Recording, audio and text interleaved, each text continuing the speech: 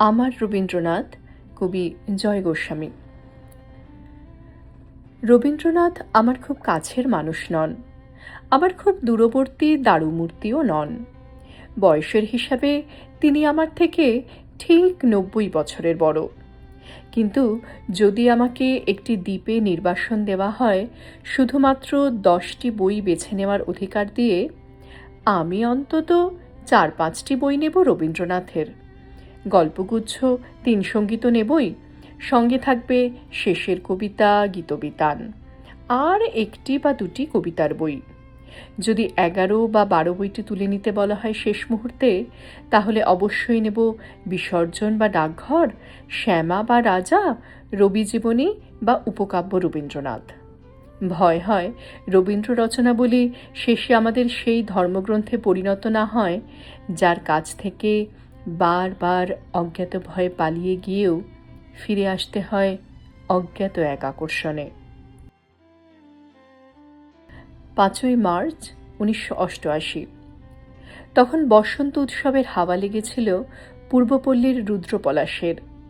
আমরা হাঁটতে হাঁটতে ঢুকে পড়লাম শেষে উত্তরায়ণে। অন্যান্য বারের মতোই আবার সেই ধন্ধে পড়লাম। এই খিলান, এই প্রকৃতি, এই সংস্কৃতি, এই নগরী তৈরি করেছেন একজন কবি। কবি তো নির্জনচারী, অথবা উত্তাল মাতাল, হাঁটু গেড়ে বসা প্রেমিক, অথবা দর্পিত সম্রাট, প্রকৃতিমুগ্ধ, অথবা নগর বিদ্বেষী। কিন্তু এর কোনোটাই নন রবীন্দ্রনাথ। এত প্রথাবিরুদ্ধ ব্যক্তিত্বের মানুষটিও ক্রমে ধর্মভীরু বাঙালির কাছে হয়ে উঠেছেন রবি ঠাকুর। এটাই মজা। আর এই ঠাকুর বাড়ি দর্শনের জন্য যেমন একদিকে বারবার ছুটে যান শহরের শ্রেষ্ঠ বুদ্ধিজীবীরা, তেমন গ্রামগঞ্জ ঝেঁটিয়ে লাক্সারি বাসে করে চলে আসেন সহজ পাঠ না পড়া ঠাকুর দর্শনার্থীরা। তেমনি একদল আমাদের পাশে দাঁড়িয়ে দেখছিলেন রবীন্দ্রনাথ ও ইন্দিরা দেবীর একটি ছবি। ওই অবোধ ভিড় থেকে ছুটে এলো মন্তব্য, দেখ দেখ, ইন্দিরা গান্ধী আর রবি ঠাকুর। আমার পাশ থেকে পম্পা তখন থাকতে না পেরে বলেই ফেলল, দেখুন, উনি ইন্দিরা গান্ধী নন, রবীন্দ্রনাথের ভাইজি ইন্দিরা দেবী। কিন্তু মন্তব্যকারীরা আত্মবিশ্বাসে ভরপুর। হেসে পম্পাকে উড়িয়ে দিয়ে বলল, কিচ্ছু জানে না রে, ইন্দিরা গান্ধী তো এখানে পড়তেন, এটাই ওর ফটো। রবীন্দ্রনাথ যখন এতটাই জনসাধারণের, তখন বলতেই পারি বাঙালির বেসিক নিড 5টি নয়, 6টি: খাদ্য, বস্ত্র, বাসস্থান, প্রাথমিক শিক্ষা ও চিকিৎসা, এবং রবীন্দ্রনাথ। তারপর ঠাকুর পুজো কে কিভাবে করবে তা তারাই ঠিক করে নেবে।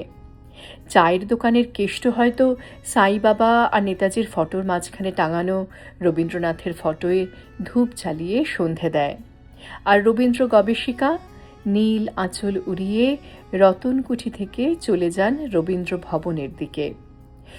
মনে করা মুশকিল আমি কবে প্রথম রবীন্দ্রনাথের কোন গানটি শুনেছিলাম।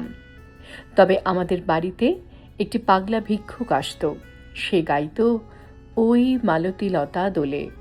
সে প্রত্যেকটি শব্দের শেষে ম অক্ষরটি যোগ করে দিত, অর্থাৎ সে গাইত ওই মালতী লতাম দোলেম। কিন্তু তার কণ্ঠটি ছিল বড় মায়াময়, কোনো দিন ভুলব না। আমি কখনো গান শিখিনি। মা বলতেন গলায় সুর নেই। আমার আশপাশ দিয়ে সমবয়সীরা গানের খাতা নিয়ে চলে যেত বিকেলের ক্লাসে। ওই রাজ্যটি ছিল আমার চেতনার বাইরে। কিন্তু জন্মাবধি কতবার কতভাবে যে রবীন্দ্র গান গাইতে শুনেছি মানুষকে। যখন ট্রেনে করে ইউনিভার্সিটি যেতাম, এক কুষ্ঠরোগী গাইত, দিনগুলি মোর সোনার খাঁচায় রইল না। বলা বাহুল্য, সে না জেনেই গাইত।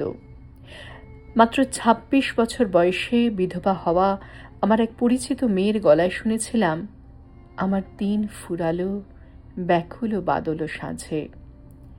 একটি রূপহীন মেয়ে বিয়ে না হওয়া যন্ত্রণায় যে ক্রমশ মুখ হয়ে আসছিল, সমবেত পাত্রপক্ষকে শুনিয়েছিল, বাঁচাও তাহারে মারিয়া। এমনিতে যে গান অসংখ্যবার শুনেছি, এক বিশেষ পুরুষের গলায় সেই গান শুনে আমূল কেঁপে উঠেছিলাম। তারপর থেকে বদলে গিয়েছিল আমার জীবনের গতিপথ। লোকালয়ে যেভাবে ধীরে ধীরে বন্যার জল ঢোকে এবং যেভাবে জলপথ তলিয়ে যায় জলের তলায়, সেইভাবে ধীরে নিশ্চিতভাবে আমরা কখন ডুবে গেছি গীতবিতানের অসামান্য লিরিকগুলোর তলায়। এমন স্রষ্টাকে প্রণাম না জানিয়ে পারি না।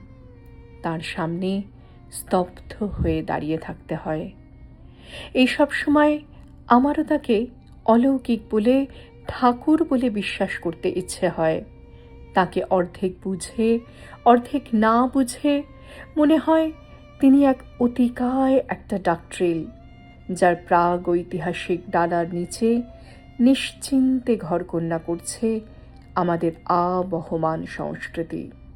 বেলা অবেলা ও কালবেলার মাঝখানে অনড় দাঁড়িয়ে আছেন রবীন্দ্রনাথ, আমার রবীন্দ্রনাথ। তাঁকে প্রণাম।